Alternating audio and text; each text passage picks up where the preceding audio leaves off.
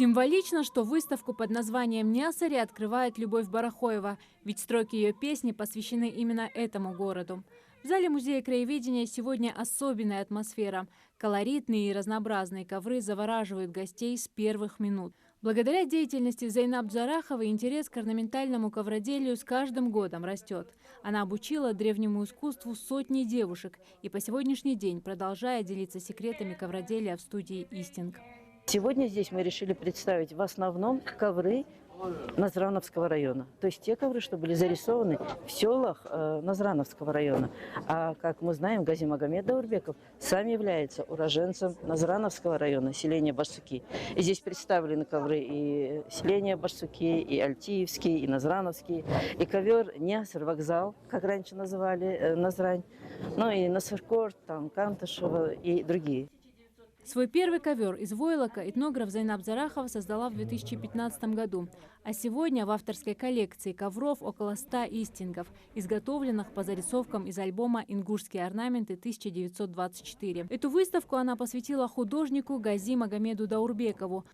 Он настолько глубоко мог проникнуть в трагедию этих событий. Или вот эти вот религиозные факты, моменты, обряды. Или вот вы здесь увидите обряд вызывания дождя. Ведь это на самом деле было, как Хважа Ахмед Имагожев рассказывал, Зина Даурбекова, коллеги другие.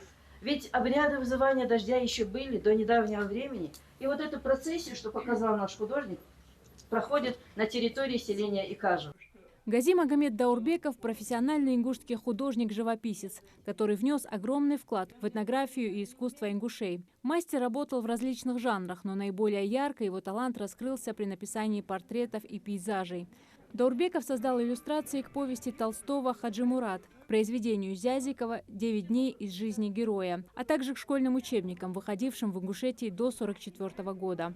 В 2005 году Гази Магомед Албостович был награжден орденом за заслуги посмертно. На мероприятии присутствовала дочь художника Мака Даурбекова. Зайнаб Джарахова преподнесла ей памятный подарок и поблагодарила от имени всего ингушского народа за вклад ее отца в культуру ингушей. Всех детей, и он ваш отец, он наш общий. Ахмед Мальсагов является счастливым обладателем личной коллекции истингов, исполненных Джараховой. Он считает, что это не просто ковры, а целая история народа. Ингушские истинги отличаются очень продуманным орнаментом. Они включают в себя для разбирающихся, конечно, людей, кто понимает, глубокий философский смысл. И вот когда находятся люди, которые все-таки посвящает свою жизнь и себя вот этой очень важной для государственности Ингушетии работе, это вызывает только чувство благодарности.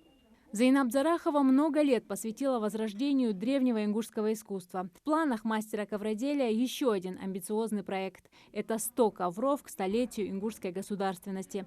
Выставка продлится до конца следующей недели. Двери музея открыты для всех желающих. Зарима Ивлоева, Магомед Шавхалов, Магаз 24.